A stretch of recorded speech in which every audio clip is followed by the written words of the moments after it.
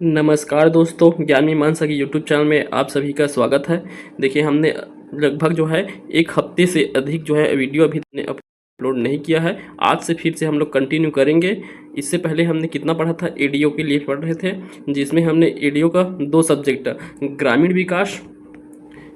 विकास और आजीविका, इन दोनों को कंप्लीट कर लिया है। इसके बाद जो है इसके सिलेबस के अंतर्गत हम सिलेबस में और क्या क्या देखे हैं, पंचायती राज है, इसके बाद पंचायती राज, हिंदी और जीएस। देखिए, एक हफ्ते से हमारा वीडियो नहीं बना है। उस दौरान भी हमने आपको जो है जो पीएससी में पढ़ाए थे और उस टॉपिक से जो एडीओ के सिलेबस में आने वाले टॉपिक है, जैसे छत्तीसगढ़ का आर्ट एंड कल्चर हो गया, छत्तीसगढ़ की जनजाति हो गया, इन टॉपिक का आपको वीडियो भेजा था, जिसे आप रिवाइज कर सकते हैं। हमारे टेलीग्राम चैनल में आपको डाला गया था। ठीक, तो आप उम्मीद है कि आप सभी उसको देख के रिवाइज भी किए होंगे। तो देखिए, अब जो है हम स्टार्ट करने वाले हैं इस वीडियो में। तो हम मुख्य रूप से पढ़ेंगे हिंदी को। तो देखिए, हिंदी का हम एमसीक्यू सीरीज स्टार्ट करेंगे। तो देखिए, हिंदी का हम ऐसे क्वेश्चनों को जो अभी तक के व्यापम के एग्जाम हो गए, पीएससी के एग्जाम, इन सभी एग्जाम में पूछे गए जितने भी प्रश्न हैं, उन सभी प्रश्नों को जो है इस सीरीज में जो है कंप्लीट जो है सॉल्व करेंगे, उसके व्याख्या सहित। देखिए, यह जो है एडीओ के लिए तो इंपॉर्टेंट है ही, और साथ ही जो शिक्षक भर्ती एग्जाम हो गया और कोई भी एग्जाम है जो व्यापम या सीजीपीएससी द्वारा लिया जाएगा, उन सभी एग्जाम के लिए जो है यह हिंदी एमसीक्यू सीरीज जो है बहुत इंपॉर्टेंट रहेगा। तो इसमें टॉपिक वाइज पढ़ते जाएंगे, हर एक वीडियो में जो है एक एक टॉपिक को कंप्लीट करते जाएंगे। तो ये आपके लिए बहुत इंपॉर्टेंट होने वाला है। इस सीरीज़ को आप पूरा देखिएगा। और देखिए, इसी के साथ साथ हम क्या पढ़ेंगे, पंचायती राज। तो पंचायती राज भी हम पढ़ना स्टार्ट करेंगे आज ही से। ठीक, तो पंचायती राज का एक वीडियो डलते जाएगा आपको डेली, और एक जो है हिंदी का एमसीक्यू सीरीज़ का जो है एक हिंदी का एक टॉपिक का जो है डेली डलते जाएगा। ठीक, तो आज से हम स्टार्ट कर रहे हैं हिंदी का एमसीक्यू और पंचायती राज को। ठीक, तो चलिए, इस वीडियो में हम मुख्य रूप से पढ़ेंगे कौन सा टॉपिक, भाषा बोध को पढ़ेंगे। तो चलिए, कौन से बुक से पढ़ने वाले हैं तो वो भी हम आपको बता देते हैं। देखिए, तो HR पब्लिकेशन का आता है हिंदी विशिष्ट हिंदी का सॉल्वर आता है। तो इनका एक हिंदी आता है, हिंदी विशिष्ट, और उसके साथ साथ एक एमसीक्यू बुक भी दिया जाता है जो पूरा सॉल्वर्ड रहता है। इसमें व्यापम द्वारा, सीजी व्यापम द्वारा और सीजीपीएससी किसी भी एग्जाम में जो है पूछे गए प्रश्न हैं, उन सब का जो है यहाँ व्याख्या सही सॉल्यूशन दिया गया है। तो इसी बुक को हम लोग कंप्लीट करेंगे। पूरे इस बुक को पढ़ने के बाद जो है आपका बहुत अच्छे से तैयारी होगा। और देखिए, हिंदी का याद रखें, हिंदी का क्वेश्चन जो है बार बार रिपीट होता है। किसी एग्जाम में पूछा गया क्वेश्चन जो है रिपीट होता है, तो ये आपके लिए और बहुत ज़्यादा इंपॉर्टेंट हो जाएगा। जो प्रीवियस ईयर क्वेश्चन है वो प्रैक्टिस करना बहुत इंपॉर्टेंट हो जाएगा। तो देखिए, ये जो बुक पढ़ने वाले हैं वो जो है HR पब्लिकेशन की बुक है। इसका 10वां एडिशन है। देखिए, अभी जो है मार्केट में इसका 11वां एडिशन भी उपलब्ध है, पर अभी हमारे पास 10वां एडिशन है, तो हम 10वां एडिशन को ही पढ़ेंगे। इसमें ज़्यादा अंतर नहीं है 10 और 11 में। इसमें जो है 30-40 क्वेश्चन और एक्स्ट्रा है 11वां एडिशन में, बाकी दोनों जो है सेम ही है। अगर आपके पास कोई भी बुक हो तो आप उससे आप पढ़ सकते हैं, या फिर नहीं है तो आप जो है यहाँ PDF आपको उपलब्ध करा दिया जाएगा हमारे टेलीग्राम चैनल में, जिसका लिंक आपको डिस्क्रिप्शन में दिया गया है, आप वहाँ से डाउनलोड कर सकते हैं। तो चलिए, इसी बुक से पढ़ेंगे। और देखिए, इस बुक में क्या क्या टॉपिक दिया गया है, टॉपिक वाइज इसी टॉपिक के अनुसार जो है हम पढ़े जाते चलेंगे। तो देखिए, पहला टॉपिक है भाषा बोध, दूसरा वर्णमाला है, तीसरा शब्द युग्म है। तो ऐसी जो है सभी टॉपिक को यहाँ दिया गया है। आप देख सकते हैं कितने टॉपिक हैं। तो लगभग यहाँ कितने टॉपिक हैं, 37 टॉपिक है। तो देखिए, इसमें 37 टॉपिक है, तो इसके पढ़ने में हम लोग को लगभग 40 से 45 दिन लग जाएगा। कई टॉपिक जो बड़े हैं उसे एक दो वीडियो में पढ़ते जाएंगे। तो इस प्रकार 40 से 45 दिन में जो है ये जो है पूरा बुक कंप्लीट हो जाएगा। ठीक, तो आप इसमें बने रहिएगा। ये सीरीज़ को अपने दोस्तों में भी शेयर कीजिए जो शिक्षक भर्ती की तैयारी कर रहे हों, शिक्षक भर्ती का या कोई भी एग्ज़ाम का, सीजी टेट हो गया, सीजी टेट, सी टेट हो गया या सीजी टेट हो गया, इन सब में भी जो है हिंदी का वेटेज बहुत ज़्यादा रहता है। वहाँ के लिए भी जो है यह सीरीज जो है बहुत इंपॉर्टेंट होने वाला है। ठीक, तो चलिए आज का वीडियो को स्टार्ट करते हैं। तो आज का हमारा टॉपिक कौन सा है, पहला टॉपिक है भाषा बोध। तो इसी से हम स्टार्ट करेंगे, पहले टॉपिक भाषा बोध से। तो चलिए, यहाँ पहला प्रश्न दिया गया है भाषा बोध से। तो अब यहाँ प्रश्न दिए गए हैं, उसके साथ साथ उसका व्याख्या भी दिया गया है, और साथ में हम इसका और भी एक्सप्लेनेशन करते जाएंगे। इससे संबंधित जो भी आपको कठिनाई आएगा उन सबसे संबंधित आपको एक्सप्लेनेशन भी दिया जाएगा। तो चलिए, सबसे पहला प्रश्न दिया गया है, निम्न लक्षणों में से कौन सा लक्षण भाषा का नहीं है। तो ये भाषा के लक्षण इनमें से कौन सा भाषा का लक्षण नहीं है, इनमें जो दिया गया ऑप्शन है उसमें से कौन सा भाषा का लक्षण नहीं है, ये पूछा गया है। तो देखिए, क्या क्या दिया है ऑप्शन। देखिए, सबसे पहले दिया गया है विविधता। तो विविधता, इसका अर्थ क्या होता है, विविधता का अर्थ होता है शुद्धता। तो भाषा जो है एक शुद्धता होता है भाषा में, तो शुद्ध होता है कोई भी भाषा है, तो ये सही रहेगा क्योंकि ये भाषा के लक्षण रहेगा। उसके बाद दूसरा है स्थिरता। तो कोई भी भाषा जो है स्थिर नहीं होता। तो इस प्रश्न का उत्तर क्या हो जाएगा, ये क्योंकि नहीं पूछा गया है, लक्षण कौन सा लक्षण जो है भाषा का नहीं है? स्थिरता। भाषा स्थिर नहीं होता है, भाषा अस्थिर होता है, इसीलिए भाषा को जो है बहता हुआ नीर कहा जाता है। बहता नीर कहा जाता है भाषा को, क्योंकि वह जो है अस्थिर होता है। ठीक, तो यह जो है लक्षण नहीं है। उसके बाद देखिए ऑप्शन सी में सृजनात्मक लक्षण होता है। कोई भी भाषा से एक नए भाषा का भी सृजन होता है, तो इस प्रकार उसमें सृजनात्मकता का गुण देखने को मिलता है। और डी दिया गया है द्वैतता। द्वैतता अर्थात जो है एक से अधिक, अर्थात दो या दो से अधिक हो जाए, वो क्या हो जाएगा? द्वैतता का गुण। तो भाषा में जो है एक से अधिक भी भाषा होते हैं, तो ये भाषा में जो है द्वैतता का भी गुण होता है। तो इस प्रकार ये भी जो है इसका लक्षण होगा। ठीक, तो इसमें कौन सा लक्षण नहीं? ऑप्शन बी स्थिरता। भाषा स्थिर नहीं होता है, वह अस्थिर होता है, इसलिए भाषा को बहता नीर कहा जाता है। ठीक, तो इस प्रकार आप इसे याद रखेंगे। इसके अलावा आप देख सकते हैं भाषा के और क्या क्या लक्षण होते हैं। तो भाषा में निम्नलिखित लक्षण दिखाई देते हैं। सबसे पहले मौखिक श्रव्य माध्यम होता है। तो भाषा को मौखिक और श्रव्य इन दोनों माध्यम से जो है एक दूसरे के पास क्या किया जाता है? अंतर विनियमित किया जाता है। तो देखिए ये अंतर विनियमित का भी लक्षण इसमें दिखाई देता है, अर्थात एक्सचेंज। इसका मतलब है एक व्यक्ति से दूसरे व्यक्ति तक भाषा के ही थ्रू जो है अपने विचारों को व्यक्त किया जाता है। तो अंतर विनिमयता का भी जो है लक्षण दिखाई देता है। तीसरा है यादृच्छिकता। यादृच्छिकता इसका अर्थ होता है रैंडम। तो भाषा जो है क्या होता है? एक रैंडम होता है, अर्थात इसका एक फिक्स कोई दिशा। तो इसी प्रकार जो स्थिर दिया गया है उसी का अपोजिट है, मान सकते हैं यादृच्छिकता को अस्थिर कह सकते हैं या रैंडम, अर्थात इसका अर्थ होता है रैंडम। इसका कोई निर्धारित नहीं रहता है दिशा, ये किसी भी दिशा में इधर भी जा सकता है इधर, अर्थात जो है भाषा कहीं भी बह सकता है, इसीलिए इसे बहता नीर कहते हैं। उसके बाद देखिए परंपरा। तो भाषा जो है परंपरागत रूप से भी देखा जाता है। तीसरा है विविधता। इसका अर्थ हम अभी समझे हैं, शुद्धता से संबंध है विविधता का। उसके बाद देखिए अभिरचना द्वित्व। अभिरचना द्वित्व होता है। और सातवां है विस्थापन। तो भाषा में विस्थापन के भी लक्षण होते हैं। तो ये 7 लक्षण जो है हमें भाषा में दिखाई देते हैं। ठीक, तो ये पहला प्रश्न आपका क्लियर हो गया होगा। अब चलिए अब दूसरा प्रश्न देखिए। दूसरा प्रश्न पूछा गया है रचना के अंतर्गत क्या आता है? सही विकल्प चुनिए। तो यह जो है टेट में पूछा गया एग्जाम है। देखिए सीजी व्यापम का टेट 2019 के पेपर में पूछा गया था रचना के अंतर्गत क्या आता है।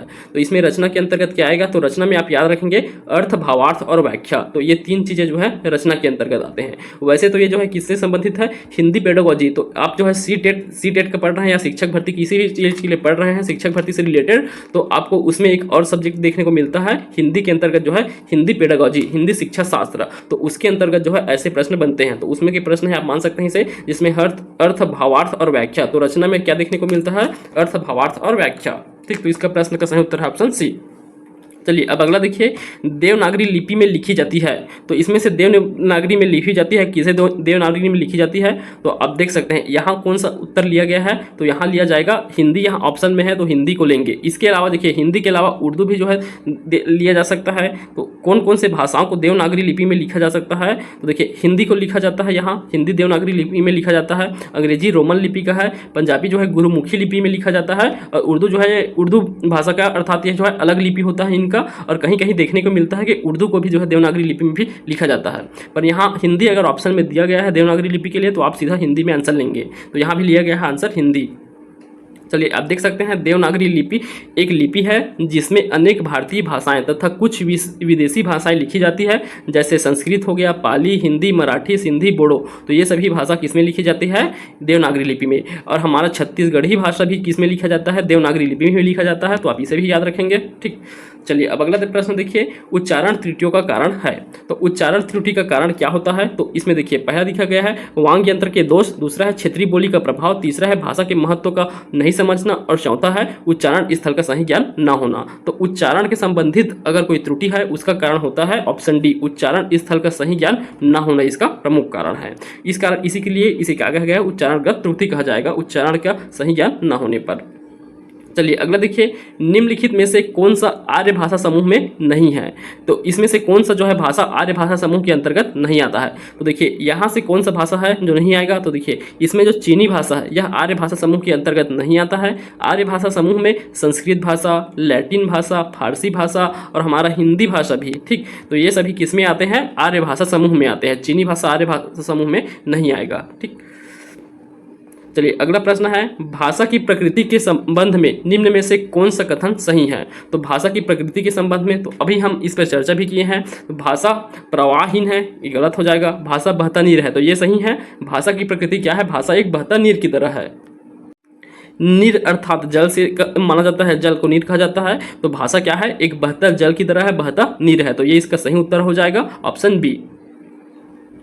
इनमें से कौन सा कथन उपयुक्त या सही नहीं है? तो कौन सा कथन इसमें सही नहीं है? सबसे पहले भाषा प्रतीकों का ढांचा है, भाषा मानव की जन्मजात संपत्ति है, संस्कृति की तरह भाषा भी विद्यमान है, भाषाई संप्रेषण से जानकारी देते हैं। तो देखिए इसमें से सही नहीं है पूछा गया है, तो कौन सा सही नहीं है? भाषा मानव की जन्मजात संपत्ति नहीं है। तो देखिए कोई भी व्यक्ति को जो है भाषा जन्म से प्राप्त नहीं होता है, वह जो है जन्म के बाद जो माहौल रहता है, वहाँ का पर्यावरण जैसा उनका माहौल रहता है, वातावरण जैसा रहेगा, पर्यावरण वातावरण जिस माहौल में रहता है उसी भाषा को वो सीख जाता है। इस प्रकार वो जन्मजात नहीं माना जा सकता है भाषा को। तो ऑप्शन बी इसका सही उत्तर हो जाएगा। चलिए, हिंदी भाषा का मानकीकरण करने वाली संस्था को किस नाम से जाना जाता है? तो देखिए हिंदी भाषा का मानकीकरण करने वाला जो भारत में सबसे महत्वपूर्ण जो संस्था है उसका नाम है केंद्रीय हिंदी निदेशालय। तो केंद्रीय हिंदी निदेशालय इन्हीं के द्वारा जो है हिंदी भाषा का मानकीकरण किया जाता है। ठीक, और इन्हीं के द्वारा जो है जो टोटल वर्णमाला में जो वर्णों के जो संख्या है, वर्णमाला में वर्णों की संख्या पहले 52 था, उसे अब कितना घोषित कर दिया गया है? अब 53 कर दिया गया है। इस अपडेट को अगर आप हमारा एक मेगा वीडियो बना हुआ है हिंदी का जो प्री के लिए बनाए थे, उसे आप जाके देख सकते हैं। उसमें पूरा अपडेटेड के साथ जो है आपको समझाया गया है। बहुत अच्छा वीडियो बना हुआ है वो, लगभग 2-2.5 घंटे में जो है पूरा हिंदी कंप्लीट कर दिया गया है। ठीक, तो उसमें आपको अच्छे समझाया गया है, उम्मीद है आप सब देखे ही होंगे उसे। ठीक, तो देखिए 53 किनके द्वारा? केंद्रीय हिंदी निदेशालय द्वारा ही जो है इसका मानकीकरण किया जाता है और इन्हीं के द्वारा जो है वर्णों की संख्या 53 घोषित किया गया है। चलिए अगला देखिए, भाषा के आदर्श रूप को कहा जाता है। तो भाषा के आदर्श रूप को क्या कहा जाता है? पहला है परिनिष्ठ भाषा, दूसरा है मानक भाषा, तीसरा ए बी दोनों और डी इनमें से कोई नहीं। तो भाषा के आदर्श रूप को परिनिष्ठ भाषा और मानक भाषा दोनों कहा जाएगा, अर्थात ऑप्शन सी इसका सही उत्तर हो जाएगा। देखिए परिनिष्ठ भाषा और मानक भाषा क्या होते हैं? देखिए जब कोई बोली है, बोली को जब व्याकरण से परिष्कृत किया जाता है तब वह जो है परिनिष्ठ भाषा कहलाएगा। जब उसमें व्याकरण शुद्ध व्याकरण दिखाई देता है तब जो है वो क्या कहलाएगा? परिनिष्ठित भाषा कहलाया जाता है। और मानक भाषा कब कहलाएगा? जिस भाषा का प्रयोग प्रतिष्ठित समाचार पत्रों, पत्रिकाओं, रेडियो और दूरदर्शन, शासकीय आदेश आदि में किया जाता है उसे जो है मानक भाषा किया जाएगा। अब देखिए कोई भी बोली होता है, एक बोली है उसे मानक भाषा बनने के लिए, बोली को क्या होगा? मानक भाषा बनने के लिए पहले भाषा बनेगा। बोली है वो एक भाषा बनेगा, भाषा बनने के बाद जो है वह मानक भाषा बनेगा। अर्थात ये जो भाषा है उसी को परिनिष्ठित भाषा कहा जा सकता है। ये बोली सामान्य जो है बोलचाल में जो प्रयोग किए जाने वाले जो शब्द जो भाषा है वही बोली कहलाएगा। ठीक, जो बोली रहेगा उसके बाद भाषा कब? जब उसमें व्याकरण व्याप्त रहेगा, व्याकरण दिखाई देता है तब वो भाषा कहलाएगा। और उसका जब जो है सरकारी आदेशों में, समाचार पत्रों में जो स्टैंडर्ड वाली चीज़ें हैं उसमें प्रयोग होने लगता है तब वो क्या कहलाएगा? मानक भाषा कहलाता है। तो ये 3 चरण के 3 सोपान के माध्यम से जो है एक बोली मानक भाषा तक पहुंचता है। चलिए अब अगला प्रश्न देखिए, लिपि का सही अर्थ है। तो लिपि का सही अर्थ क्या होता है? तो लिपि क्या है? ध्वनि चिन्हों का लिखित रूप है। तो लिपि एक ध्वनि चिन्हों का लिखित रूप है। आप देख सकते हैं लिपि या लेखन प्रणाली का अर्थ होता है किसी भाषा की लिखावट या लिखने का ढंग। ध्वनि को लिखने के लिए जिन चिन्हों का प्रयोग किया जाता है वही लिपि कहलाता है। तो ध्वनियों को लिखने के लिए जिन वर्णों का प्रयोग या चिन्हों का प्रयोग करते हैं वही लिपि है। जो सबसे ज़्यादा प्रचलित लिपि कौन सा है? देवनागरी लिपि है। ठीक, चलिए अब अगला देखिए, आवक का डिब्बा में दरखास्त डालेगा तो जावक का डिब्बा में दरख्वास्त मिलेगा। तो ये एक शब्द दिया गया है, एक शब्द। यह उदाहरण किस भाषा का है आपको बताना है।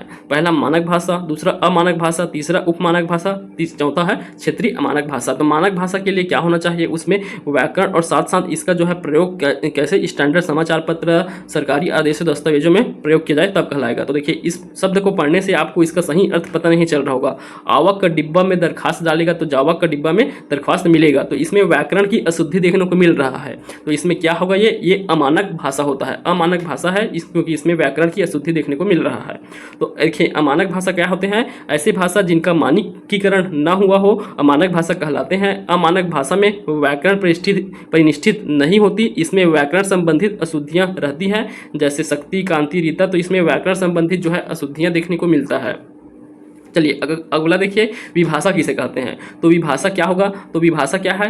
हिंदी क्षेत्र की प्रमुख बोलियों को उसकी विभाषा कहा जाता है। तो हिंदी क्षेत्र की जो प्रमुख बोलियां रहेंगे वो उसके विभाषा कहलाते हैं। तो भाषा बनने से पहले विभाषा रहता है, तो विभाषा क्या रहेंगे? तो वे जो है हिंदी क्षेत्र, जैसे हिंदी भाषा के लिए अगर विभाषी पूछा जाए तो हिंदी क्षेत्र के अंतर्गत आने वाली जो बोली रहेंगे, चाहे पूर्वी हिंदी के अंतर्गत आए या पश्चिमी हिंदी के अंतर्गत आने वाली भाषाएं हैं, वो सभी भाषा जो है हिंदी भाषा की विभाषा कहलाती है। जैसे आप देख सकते हैं हिंदी की जो विभाषा में कौन कौन से हैं? ब्रजभाषा, अवधी, खड़ी बोली, भोजपुरी, मैथिली। तो ये सभी जो है हिंदी की विभाषा है। चलिए अगला प्रश्न है, देवनागरी लिपि का विकास किस प्राचीन लिपि से होता है।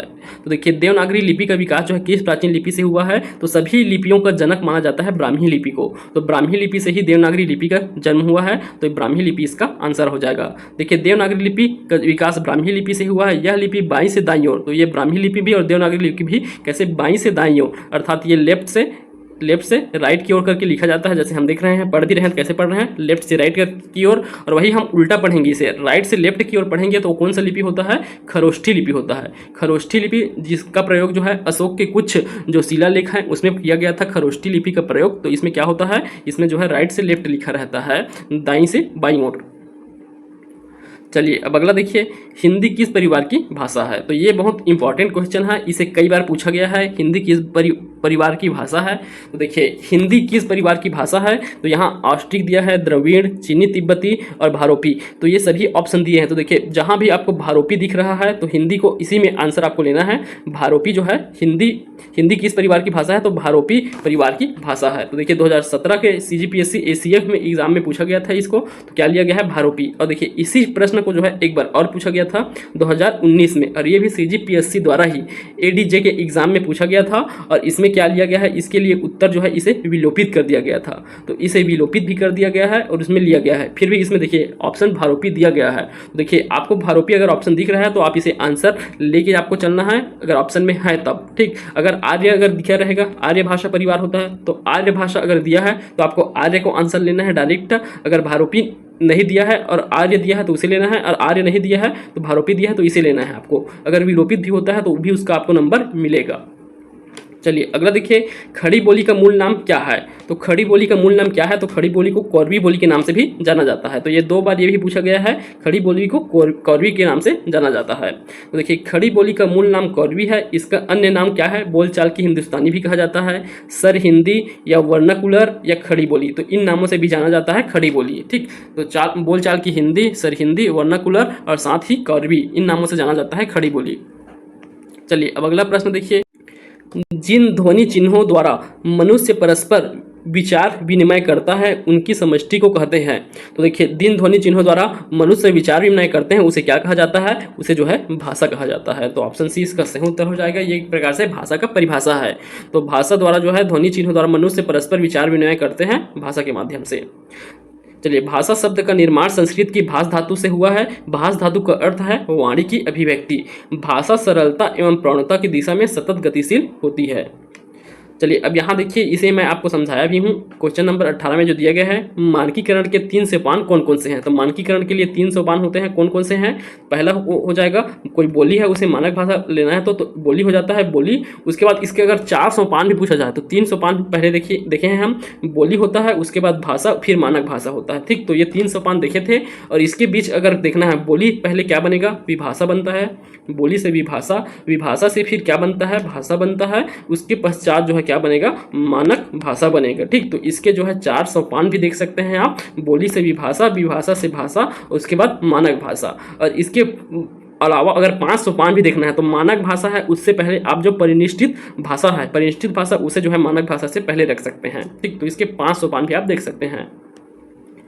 तो इसका मानकीकरण से का अर्थ क्या होता है, कोई बोली को मानक भाषा तक जो पहुंचने में जो चरण को तय करना होता है, जिस चरण से गुजरता है वही जो है उसका मानकीकरण सोपान कहलाएगा।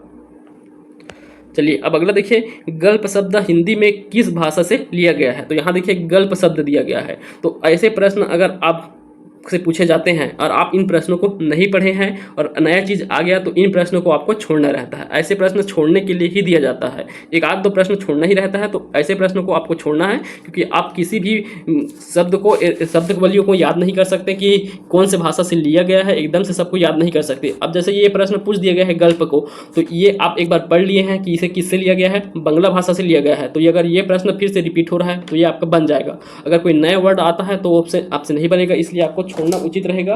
नेगेटिव मार्किंग ना करके आप उसे छोड़ सकते हैं, ठीक। तो ऐसे प्रश्नों को आपको छोड़ के चलना है। तो यहाँ विकल्प क्या हो जाएगा, ये जो है बांग्ला भाषा से लिया गया है, बांग्ला या बंगाली भाषा से लिया गया वाला शब्द है। चलिए अब अगला देखिए, भाषा की अच्छी कक्षा में क्या होना चाहिए। देखिए ये क्वेश्चन जो है किसका है, तो ये भी जो है हिंदी पेडागोजी का क्वेश्चन है। तो हिंदी पेडागोजी का क्वेश्चन है, ऐसे प्रश्न जो है हिंदी पेडागोजी में पूछा जाता है। ठीक, तो देखिए इसमें जो है एग्जाम कौन सा में पूछा गया है आप देख भी सकते हैं। तो ये जो है प्री बीएड एग्जाम जो होता है उसमें पूछा गया है, व्यापम द्वारा प्री बीएड एग्जाम लिया जाता है उसमें पूछा गया है। तो देखिए इसमें जो है स्टेटमेंट दिया गया है, उसके आधार पर आपको आंसर देना है। पहला, भाषा की कक्षा पाठ पढ़ाकर उसके प्रश्न उत्तर तक सीमित होते हैं। देखिए कोई भी भाषा की कक्षा जो है सीमित नहीं होगा पाठ पढ़ा करके। दूसरा है, भाषा की कक्षा पाठ्य पुस्तक और प्रश्न उत्तर तक सीमित होंगे, तो प्रश्न उत्तर तक भी सीमित नहीं रहेंगे, तो ये दोनों गलत हो जाएगा। भाषा की कक्षा को पाठ्य पुस्तक के अतिरिक्त आसपास की दुनिया उनके अपने अनुभवों से जोड़ा जाए, तो ये भी सही हो जाएगा। भाषा कक्षा में विद्यार्थी को सोचने तथा अपनी सोच को व्यक्त करने, अपने शब्दों को अर्थ देने के मौके उपलब्ध कराए जाएंगे, तो ये भी सही है। तो देखिए पेडागोजी वाले शब्द में है ज़्यादातर चीज़ें आपको सकारात्मक, जो सकारात्मक चीज़ें दर्शाते हैं उन्हें आपको आंसर लेना रहता है। ठीक, तो सकारात्मकता की ओर आंसर ज़्यादा जाते हैं, तो पेडागोजी शब्द के प्रश्न में आप सकारात्मकता को लेकर चले। तो ये 3 और 4 इन दोनों में जो है सकारात्मकता दिखाई दे रहा है, तो ये जो है इसके सही उत्तर हो जाएंगे। तो कौन सा ऑप्शन 3 और 4 अर्थात ऑप्शन डी इसका सही उत्तर हो जाएगा। जो स्टेटमेंट 3 और 4 जो है सही है।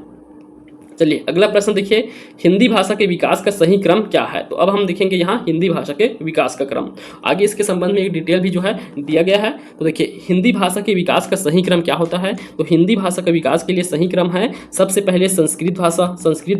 संस्कृत का कौन सा, पहले तो वैदिक संस्कृत होता है, वैदिक संस्कृत, उसके बाद जो है लौकिक संस्कृत। ठीक, वैदिक के बाद लौकिक संस्कृत, उसके पश्चात कौन सा भाषा, पाली भाषा का विकास होता है। पाली भाषा के पश्चात प्राकृत भाषा का विकास होता है, प्राकृत भाषा का विकास। फिर उसके पश्चात जो है प्राकृत से अपभ्रंश भाषा का विकास होगा, अपभ्रंश। तो अपभ्रंश का विकास होता है पाली किसके पश्चात, प्राकृत के पश्चात। उसके बाद जो है अपभ्रंश के बाद अवहट का विकास होगा, अवहट भाषा, उसके पश्चात जो है हिंदी बनता है। तो इसमें आप क्रम से देख सकते हैं यहाँ कौन कौन सा है। सबसे पहले संस्कृत, तो संस्कृत भाषा, उसके बाद पाली, प्राकृत, अपभ्रंश, अवहट और हिंदी। तो इस प्रकार जो है इसका क्या हुआ है, हिंदी भाषा का विकास हुआ है। इसी को यहाँ डिटेल से दिया भी गया है, आप देख सकते हैं इसका।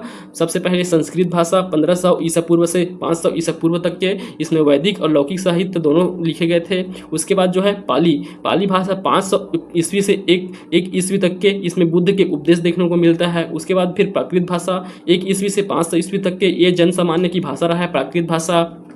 उसके पश्चात अपभ्रंश भाषा 500 से 1000 ईस्वी तक के, ये लोक भाषा बन जाता है अपभ्रंश भाषा। उसी के बाद इसी में कुछ समय के लिए 900 से 1100 ईस्वी तक के जो है अवहट का देखने को मिलता है। और फिर अवहट के बाद जो है हिंदी भाषा देखने को मिलता है। 1200 ईस्वी से वर्तमान तक के हिंदी भाषा का विकास हिंदी देखने को मिलता है। ठीक, तो 1200 ईस्वी के बाद से जो है हिंदी देखने को मिलता है हमें। तो इस प्रकार आप इसका पूरा जो सीक्वेंस दिया गया है भाषा का विकास, उसे आपको याद रखना है। कई बार प्रश्न पूछे गए हैं यहाँ से। तो चलिए फिर अगला प्रश्न देखते हैं आप। निम्नलिखित प्रश्न में 4 विकल्पों में से उस विकल्प का चयन करें जो दिए गए वाक्य के लिए उचित विकल्प हो। सबसे भाषा की सबसे छोटी इकाई किसे कहते हैं। तो ये जो है एक परिभाषा दिया गया, प्रश्न पूछा गया भाषा की सबसे छोटी इकाई कौन सा है। तो आप सबको पता है भाषा की सबसे छोटी इकाई जो है वर्ण होता है। चलिए अगला देखिए, भारत में शास्त्रीय भाषा की परिस्थिति सर्वप्रथम किस भाषा को प्रदान किया गया है। तो अब हम जो है यहाँ शास्त्रीय भाषा से संबंधित देखेंगे। तो देखिए इसे पूरा डिटेल देखेंगे, अभी वर्तमान में कितने भाषा हैं वहाँ तक के। तो यहाँ शास्त्रीय भाषा, सबसे पहला शास्त्रीय भाषा की दर्जा किस भाषा को दिया गया था, तो तमिल को। तमिल भाषा को 2004 में जो है शास्त्रीय भाषा का दर्जा दिया गया था। ऑप्शन डी इसका सही उत्तर हो जाएगा। तो देखिए शास्त्रीय भाषा क्या होता है, प्राचीन साहित्यिक परंपराओं के संरक्षण एवं संवर्धन करने के उद्देश्य से कुछ भारतीय भाषाओं को शास्त्रीय भाषा का दर्जा प्रदान किया गया है। भारत में शास्त्रीय भाषा की प्रसिद्धि सर्वप्रथम 2004 में तमिल भाषा को प्रदान किया गया था। तो सबसे पहले तमिल भाषा को 2004 में दिया गया था। देखिए वर्तमान में ये अपडेट नहीं हुआ है इस बुक में। तो देखिए वर्तमान में भी टोटल कितने शास्त्रीय भाषा है, 11 शास्त्रीय भाषा है। तो आपको यहाँ दिया गया है, इसके लिए हम अलग से आपको एक पेज दिए हुए हैं, आप देख सकते हैं इसमें। तो भारत में अभी तक जो है टोटल 11 भाषाओं को शास्त्रीय भाषा का दर्जा प्राप्त है, जिसका विवरण दिया है यहाँ देख सकते हैं। 2004 में प्रथम शास्त्रीय भाषा है तमिल, 2005 में संस्कृत को दिया जाता है, फिर 2008 में 2 भाषा, एक तेलुगु और कन्नड़, इनको दिया जाता है शास्त्रीय भाषा का दर्जा। 2013 में मलयालम को, 2014 में उड़िया को। तो ये पहले हो गए थे 6 भाषा, पहले 6 शास्त्रीय भाषा हो गए। उसके बाद देखिए 2024 में कितने भाषाओं को 5 नए भाषा को दर्जा किया गया है। तो इसी को मिलाकर के 5 और 6 कितना हो गए, टोटल 11 हो गए। तो कौन कौन से है 2024 में जो दिए गए भाषा हैं, मराठी भाषा, पाली भाषा, प्राकृत, असमिया और बंगाली। तो इन 5 भाषाओं को दिया गया है 2024 में शास्त्रीय भाषा का दर्जा। तो इन्हें आपको याद रखना है, ये 5 को। तो आप देखिए इसमें से आप पहले जो राज्य के नाम से हैं उन्हें याद रखेंगे 3 भाषा। एक तो है ये मराठी जो महाराष्ट्र से याद रखेंगे, असमिया असम से और बंगाली बंगाल से। तो ये 3 नाम किससे संबंधित है, राज्य के नाम से संबंधित है, ठीक। और इसके बाद एक पाली और प्राकृत, ये जो है फिर प्राचीन संस्कृत के बाद विकास हुए जो है दूसरे और तीसरे भाषा है। तो संस्कृत के बाद पाली, उसके बाद प्राकृत, ये दोनों का जो है विकास होता है। तो ये भी बहुत प्राचीन भाषा है, इसलिए इसको भी याद रखेंगे, ठीक। तो इन 5 भाषाओं का नाम आपको अच्छे से याद रखना है। ये नया अपडेट हुआ है, इसलिए जो है ये पूछने की संभावना इसका ज़्यादा है। चलिए अब हम आगे बढ़ते हैं। चलिए अगला प्रश्न आ जाते हैं, निम्नलिखित में से भाषा की न्यूनतम इकाई क्या है। तो फिर से रिपीट हुआ है, यह क्वेश्चन बार बार रिपीट करके पूछा जाता है हिंदी से प्रश्न। तो देखिए वर्ण जो है भाषा की सबसे न्यूनतम इकाई है। चलिए अगला देखिए, आजकल हम जिस हिंदी को लिखते बोलते हैं उसके प्रारंभिक रूप को पुरानी हिंदी या अवहट कहा जाता है। इस अवहट के उद्भव का सही क्रम। तो फिर से वही भाषा के विकास का क्रम आपको बताना है। तो सबसे पहले क्या होता है, संस्कृत, संस्कृत बाद पाली, फिर प्राकृत, अपभ्रंश, अवहट, उसके बाद हिंदी। तो देखिए अवहट तक की पूछा गया है, तो संस्कृत, पाली, प्राकृत, अवहट दिया गया है। तो देखिए यहाँ बीच में अपभ्रंश भी होना चाहिए, तो यहाँ अपभ्रंश जो है मिसिंग है, तो भी ये इसका सही होगा। और अगर इसमें देखिए ये भी आंसर इसका सही लिया जा सकता है, परंतु इसे इसे लिया गया है क्योंकि इसमें जो है पाली और प्राकृत भी है। उसके बाद अपभ्रंश भी होते हैं, तो इसे भी सही लिया जा सकता है यहाँ, क्योंकि प्राकृत जो है मिसिंग है इन दोनों के बीच का, ठीक। तो ऑप्शन सी को इसका सही उत्तर लिया गया है। चलिए अब अगला देखिए, हिंदी के उद्भव का सही क्रम क्या है। तो हिंदी के उद्भव का फिर से पूछ दिया गया है, तो फिर वही उत्तर हो जाएगा आपको, संस्कृत, पाली, प्राकृत, अपभ्रंश और अवहट, ठीक। तो ये आपको अब याद हो गया होगा इतने प्रश्नों के बाद से। चलिए अब यहाँ से हम संवैधानिक प्रावधान देखेंगे भाषा से संबंधित। देखिए भारतीय संविधान के किस अनुच्छेद में हिंदी के विकास के लिए निर्देशों की चर्चा की गई है। तो हिंदी के विकास, हिंदी भाषा के विकास के लिए निर्देश जो है किस अनुच्छेद में दिया गया है, यह पूछा गया है। तो देखिए इसमें ऑप्शन दिया गया है 346, 351, 343 और 349। तो अगर आप जो है संविधान में, भारतीय संविधान में आप देखेंगे भाषाओं को, तो भाषा देखेंगे तो आपको कहाँ देखने को मिलता है, तो भारतीय संविधान के भाग 17 में आपको राजभाषा संबंधित जो है आपको प्रावधान देखने को मिलेगा। राजभाषा संबंधित प्रावधान किसमें, भाग 17 में दिखेगा। और कौन सा अनुच्छेद, 343 से लेकर के, अनुच्छेद 343 से लेकर के 351 तक के दिया गया है, जिसमें देख सकते हैं आप 343 में क्या दिया गया है, संघ की राजभाषा हिंदी है और उसका लिपि क्या होगा, देवनागरी। यह कहा गया है 343 में, ठीक। तो यहाँ 343 में कहा गया है, और वही लास्ट 351 है, उसमें क्या कहा गया है, अनुच्छेद 351 में संघ को निर्देश दिया गया है, संघ को निर्देश दिया गया है कि वे जो है हिंदी भाषा का विकास करेंगे, हिंदी भाषा का विकास करेंगे, उसका प्रचार प्रसार करेंगे, हिंदी भाषा का प्रचार प्रसार करेंगे। तो ये सब निर्देश किसमें दिया गया है, संघ को दिया गया है निर्देश अनुच्छेद 351 में। तो यहाँ भी वही प्रश्न पूछा गया है, हिंदी के विकास के लिए निर्देश किसमें दिए गए हैं, तो किसमें दिए गए हैं, अनुच्छेद 351 में, ठीक। तो ऑप्शन बी इसका सही उत्तर हो जाएगा। बाकी जो अनुच्छेद दिए गए हैं उसका भी यहाँ विवरण दिया गया है। जैसे अनुच्छेद 346 में दिया गया है, एक राज्य और दूसरे राज्य के बीच पत्र आदि की राजभाषा क्या होगा, उसे जो है इस 346 में दिया गया है।